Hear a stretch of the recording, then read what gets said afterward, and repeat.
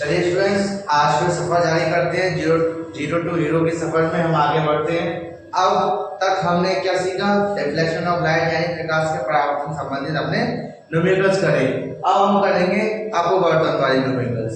इसके बाद हम करेंगे लेंस के लिए। ठीक है, मैं कुछ न्यूमेरिकल्स हैं, इसको मैं आपको सॉल्व करवा रहा हूँ, इनको बड़े ध्यान से आप देखिएगा। सबसे पहले क्या कह रहा है, बड़े ध्यान से समझिए। वायु के सापेक्ष जल एवं कांच के अपवर्तनांक क्रमशः 4/3 तथा 3/2 है। याद कीजिए, कांच के सापेक्ष जल का अपवर्तनांक, जल के सापेक्ष कांच का अपवर्तनांक, दो चीज याद रखनी है। यहाँ आपका वायु के सापेक्ष जल यानी कि वाटर, इसको हम ए से डिनोट कर सकते हैं, ए फॉर एयर। इसको हम जल को वाटर, W से डिनोट कर सकते हैं। यहाँ पे m क्या है, हमारा अपवर्तनांक है, जैसा कि मैंने आपको पहले डेफिनेशन के रूप में बताया था। ठीक है, ए क्या है, एयर हो गया, n अपवर्तनांक हो गया, W फॉर वाटर यानी जल हो गया। इसके अंदर क्या है, a n w दे रखा है। ठीक है, a n w कितना है, 4/3। फिर आपका क्या रखा है, a n g, क्योंकि कांच वाला दे रखा है, तो a for air, n for अपवर्तनांक, g फॉर गिलास हो गया यहाँ। ठीक है, कांच के लिए गिलास बोल दिया हमने यहाँ पे। ठीक है, तो गिलास कितना है आपका, 3/2। ठीक, अब इसमें क्वेश्चन ये लिखता है कांच के सापेक्ष जल का अपवर्तनांक। तो कांच के सापेक्ष जल का अपवर्तनांक निकालने के लिए क्या आएगा, G/W। ठीक है, G/W, कांच के सापेक्ष जल का अपवर्तनांक निकालना है। तो इसके लिए हम यहां से क्या करेंगे, इनको हम रखेंगे। ठीक है, अपॉन में। अब हम इसमें रख रहे हैं ANW अपॉन ANG। अब ठीक, अब ANW ANG हमने लिख दिया। अब इसको वैल्यू को पुट करिए, अपॉन 3/2। जैसा कि आप जानते हैं ये क्या हो जाता है, क्रॉस मल्टीप्लाई होता है इस तरीके से। तो 4/3 मल्टीप्लाई बाय 2/3 इक्वल टू 8/9 आ जाएगा। जल का, कांच के सापेक्ष जल का अपवर्तनांक। इसी तरीके से हम निकालेंगे जल के सापेक्ष कांच का अपवर्तनांक। इसको हम उल्टा कर देंगे, ANG अपॉन ANW।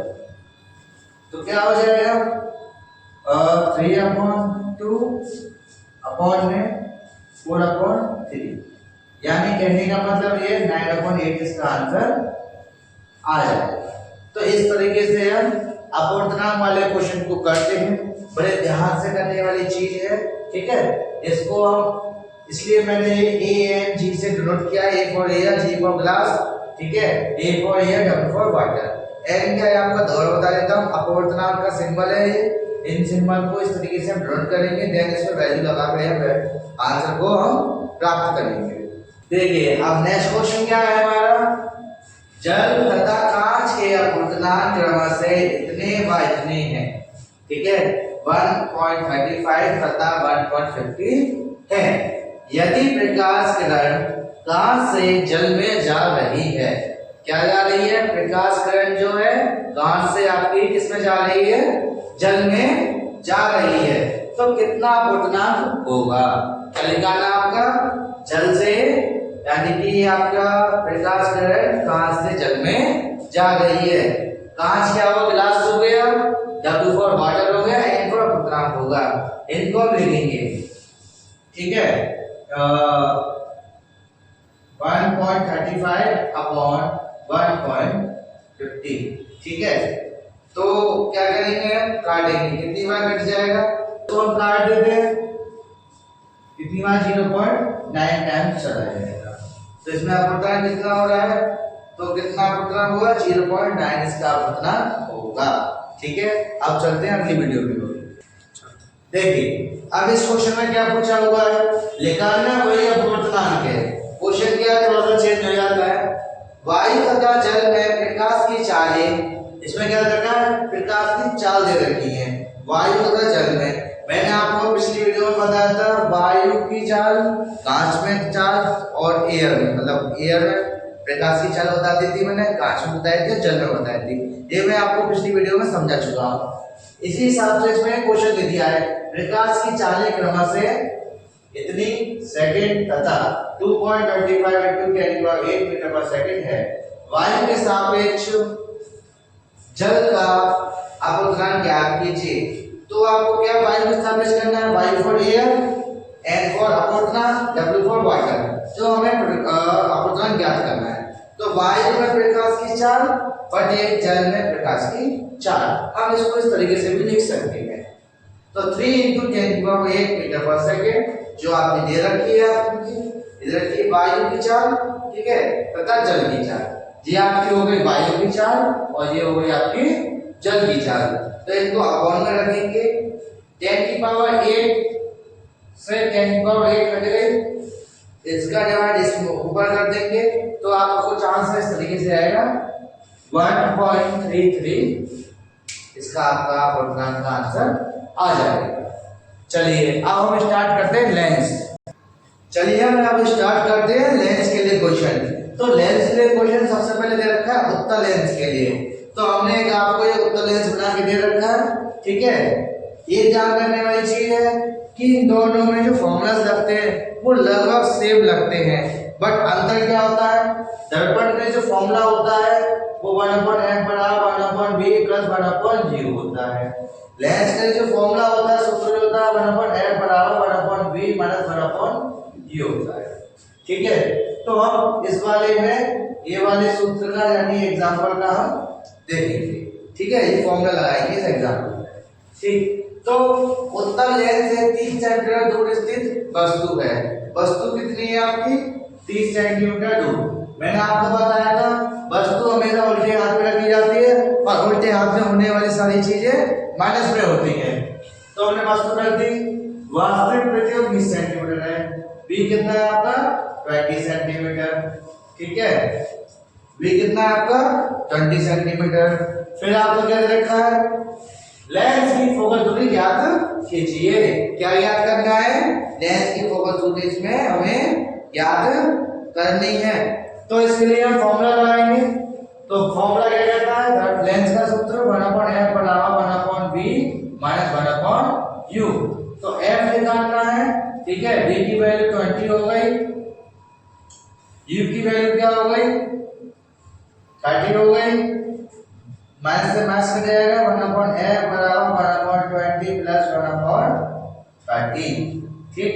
1/f बराबर एलसीएम कितना आ जाएगा 60, इसका एलसीएम आ जाएगा, ठीक है। तो 3 प्लस 2 1/f बराबर 5/60 आंसर आ जाएगा, ठीक है। तो ठीक है, 5 से इसको काट दो यानी 1/12 आ जाएगा। तो f बराबर आपका 12, इसका आंसर आ जाएगा। यानी जो फोकस दूरी होगी वो आपकी किसी तरह की होगी यहाँ पे 12 सेंटीमीटर, ठीक है। तो अपने फोकस दूरी की डिस्टेंस निकाल के आपको 4 सेंटीमीटर पे आपको फोकस करना है। अब हम आगे इस तरीके से और सवाल करते हैं, देखते हैं ध्यान से। चलिए लेंस में अगला क्वेश्चन देखते हैं।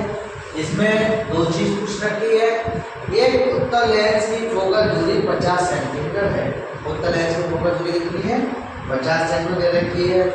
उस वस्तु के प्रतिबिंब की स्थिति बताइए जो लेंस से 25 सेंटीमीटर की दूरी पर या 75 सेंटीमीटर की दूरी पर स्थित हो, ठीक है। तो अक्ष के लंबवत पर स्थित है। अब क्या हमें दो के लिए निकालना है, पहला हमें 25 लगाना है, दूसरा हमें 75 लगाना है। तो यहाँ पे हमारी वस्तु एक 25 रखी जाएगी, दूसरी बार हमें वस्तु कैसे रखना है 75 पे रखना है। दोनों ऋणात्मक होंगी यानी माइनस में रखी जाएंगी, ये ध्यान रखना, ठीक है। तो 1/f बराबर लेंस का सूत्र लगाएंगे, ठीक है। 1/f बराबर 1/v माइनस 1/g, ठीक है। बोले बता दूं लेंस में और दर्पण में दोनों में सिर्फ एक ही अंतर है, यहाँ माइनस ले प्लस हो जाएगा दर्पण के अंदर, और लेंस के अंदर ये जैसा है वैसा ही है। अब चलते हैं क्वेश्चन की ओर, फिर से आगे बढ़ते हैं। यू दे रखा है आपको 25 सेंटीमीटर, उल्टे हाथ में बोलने के कारण 25 सेंटीमीटर हो गया माइनस के। एफ आपका फोकस दूरी 50 सेंटीमीटर, ठीक है। वन अपॉन मतलब इसमें करेंगे या फॉर्मूले में पुट करेंगे ये f है, ये b है, ये u है, माइनस से माइनस कर लिया यानी 1/25 हो गया। b को ऐसे हमने ले जाने दिया, ठीक है, 25 को लेके इधर तो प्लस से इधर जाएगा तो माइनस में हो जाएगा 1/50 माइनस 1/25। एलसीएम लेंगे, इसको सॉल्व करेंगे 1/50 इसका आंसर आ जाएगा। तो b कितना आ रहा है 25 सेंटीमीटर वस्तु रखने पर 50 सेंटीमीटर आ रहा है यानी उससे दोगुना आ रहा है। तो हम क्या करेंगे प्रत्येक लेंस से 50 सेंटीमीटर दूरी पर वस्तु की ओर बनेगा। किसकी ओर बनेगा? वस्तु की ओर बनेगा। ये हम कैसे कह सकते हैं कि वस्तु की ओर ही बनेगा? ऐसा क्या है तो ये हम साइन से पता लगाते हैं। यदि लेंस ही मान लीजिए लेंस रखा हुआ, लेंस से इधर बनता है प्लस में बनेगा यानी लेंस से अलग बनेगा, वस्तु से दूर बनेगा, फोकस की ओर बनेगा कह सकते हैं, या फिर लेंस से सीधे हाथ की ओर बनेगा। ठीक है, यह माइनस में दे रखा है तो हम ये कह सकते हैं कि वस्तु की ओर बनेगा, तो वस्तु जो है माइनस में ली जाती है, उल्टे हाथ पर रखी जाती है। ठीक, अगला हम रखते हैं वस्तु को 75 सेंटीमीटर, वो भी हम माइनस में रख देंगे। पुनः लेंस के सूत्र में u कितना दे दिया हमने 75 सेंटीमीटर, f कितना दे दिया आपका 50 सेंटीमीटर रखने पर एज इट इज करेंगे 50 सेंटीमीटर 1/b माइनस से माइनस कर दिया, ठीक है, प्लस का हो जाएगा। ठीक, अब क्या किया हमने, चाहे तो इसको इधर ले जाओ या फिर इसको इधर ले जाइए, ठीक है, कोई प्रॉब्लम नहीं है। ठीक है, जब इसको सॉल्व करोगे तो 1/50 इसका आंसर आ जाएगा। इसका आंसर क्या आएगा आपका 1/50। ठीक, तो प्रतिबिंब लेंस से 150 सेंटीमीटर दूर वस्तु के दूसरी ओर बनेगा। देखिए यहाँ ये प्लस में आ रहा है तो हमने क्या कह दिया दूसरी ओर, यानी लेंस से इधर बनेगा, और माइनस में तो लेंस से इधर बनेगा। इस चीज को ध्यान रखिएगा। चलिए अब अगले क्वेश्चन की ओर बढ़ते हैं। चलिए इस क्वेश्चन में देखते हैं। ये वाला क्वेश्चन आ गया आपका दर्पण के लिए, आपका लेंस के लिए दे रखा है। आपका लेंस में हम सीखेंगे इसके अंदर, ठीक है, एक आपका लेंस की फोकस दूरी 30 सेंटीमीटर है, फोकस दूरी कितनी रखी है 30 सेंटीमीटर है। लेंस के सामने 15 सेंटीमीटर दूर रखी वस्तु के प्रतिबिंब की स्थिति ज्ञात कीजिए। ठीक है, इसका गलन आलेख भी कीजिए। तो हमें एज इट इज जैसा फॉर्मूला लगता है वैसा लगाएंगे। u आपका क्या दे रखा है 15 सेंटीमीटर दे रखा है, ठीक है, ये आपका u की वैल्यू दे रखी है, ये आपकी u की वैल्यू हो गई, ये आपकी f की वैल्यू हो गई। तो u आपका क्या दे रखा है 15 सेंटीमीटर दे रखा है, f कितना दे रखा है आपका 30 सेंटीमीटर दे रखा है। अब लेंस का फॉर्मूला लगाएंगे 1/f बराबर 1/b माइनस 1/g। यहाँ मैंने f ये वाला है, u आपका ये वाला है और b आपका ये वाला है। ठीक, माइनस से माइनस कटेगा, ठीक है, इधर से देख को फिर इधर ले जाएंगे 1/b इक्वल टू 1/, ये आपकी u की वैल्यू, ये आपकी f की वैल्यू, दोनों को एलसीएम लेंगे। 15 और 30 का एलसीएम 30 आएगा, 30 हमने एलसीएम ले लिया, इन दोनों को सॉल्व करेंगे तो 3/30 माइनस किया जाएगा। ठीक है, 3 से 30 10 बार में कटेगा तो 1/10 आ जाएगा। क्रॉस मल्टीप्लाई करेंगे तो माइनस का 10 सेंटीमीटर इसका आंसर आ जाएगा, यानी कि प्रतिबिंब हमारा कितना आ जाएगा इसका 10 सेंटीमीटर। इसके बाद हम यहाँ देखते हैं फिगर देखेंगे, इसमें वही नियम लगेगा, मुख्य अक्ष के समांतर चलने वाले प्रकाश की किरण लेंस से टकराने के पश्चात फैल जाती है। ठीक है, ये फैल रही है, ऊपर की ओर जा रही है। प्रकाश के केंद्र C से होकर जाने वाली किरण बिना विचलित हुए सीधी माध्यम में वापस मतलब उसी माध्यम में निकल जाती है, बिना विचलित हुए दिख रही। ठीक है, अगर हम पहली किरण को पीछे करते हैं तो डेटेस करते हुए फोकस पे आकर हमें मिल रही है, हमें ऐसा प्रतीत हो रहा है। ठीक है, यदि हम पीछे डेटेस करके करेंगे तो हमें ऐसा प्रतीत होगा कि ये हमें फोकस पे आकर मिलती हुई प्रतीत होगी। चलिए, इसमें हम लेंस की क्षमता का लास्ट टॉपिक हमारा जो चैप्टर का है वो लास्ट क्वेश्चन को हम इसमें सॉल्व करेंगे। ठीक है, 100 सेंटीमीटर की फोकस दूरी के अवतल लेंस की क्षमता की गणना कीजिए। यानी कि हमको एक 100 सेंटीमीटर का एक लेंस दे रखा है, अवतल लेंस है, उसकी क्षमता की गणना करनी है। तो यदि लेंस की फोकस दूरी f का मान सेंटीमीटर में दिया हो, यानी कि यदि उसमें हमें f का मान किसमें दे रखा है सेंटीमीटर में दिया हो, वैसे f का मान मीटर में पूछा जाता है, इस सेंटीमीटर में दिया हो तो कैसे करेंगे, ठीक है। लेंस की क्षमता P बराबर 1 n अपॉन 100 लिखेंगे, क्योंकि मीटर से सेंटीमीटर में चेंज करेंगे तो 1 मीटर इक्वल टू 100 सेंटीमीटर होता है यहाँ, ठीक है। तो f की वैल्यू क्या होगी 100, इसको ऊपर ले जाएंगे तो 100 अपॉन f आ जाएगा, ये डायमीटर हो जाएगा। यानी कि साधारण लेंस की क्षमता कितनी हो जाएगी, ये आपका P बराबर कितनी हो जाएगी 100 अपॉन f डायमीटर हो जाएगी।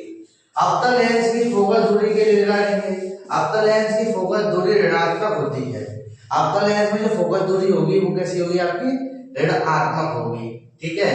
अब f बराबर माइनस का 100 सेंटीमीटर हम मान लीजिए। अब तक लेंस की क्षमता P बराबर 100 माइनस f की वैल्यू हो जाएगी 100 इक्वल टू माइनस का 1, डायरेक्ट इसका आंसर आ जाएगा, ठीक है। अगले हम नेक्स्ट वीडियो में सेकंड चैप्टर स्टार्ट करेंगे। इस वीडियो इस चैनल को समझ में आ रहा हो, आप यानी कि आपको ये वीडियो समझ में आ रही हो, क्वेश्चन समझ में आ रहे हो, तो आप इस वीडियो को शेयर कर सकते हैं। और हमारी ऑनलाइन क्लास यदि लेना हो तो कमेंट में ऑनलाइन क्लास के लिए भी आप लिख सकते हैं। अगले इस क्वेश्चन को हम आगे के जितने भी क्वेश्चंस हैं हम डिस्क्रिप्शन में इसको शेयर कर देंगे। अगले क्वेश्चन को आप जो है इसके अंदर से आप सॉल्व कर सकते हैं। यदि क्वेश्चन समझ में नहीं आए, यदि आपको क्वेश्चन को दोबारा से हल करवाना हो तो आप हमें कमेंट में लिख के भेज दीजिए सॉल्व इट, तो हम आपको इन सारे क्वेश्चन को भी सॉल्व करके वीडियो को चैनल पे अपने पे डाल दिया जाएगा।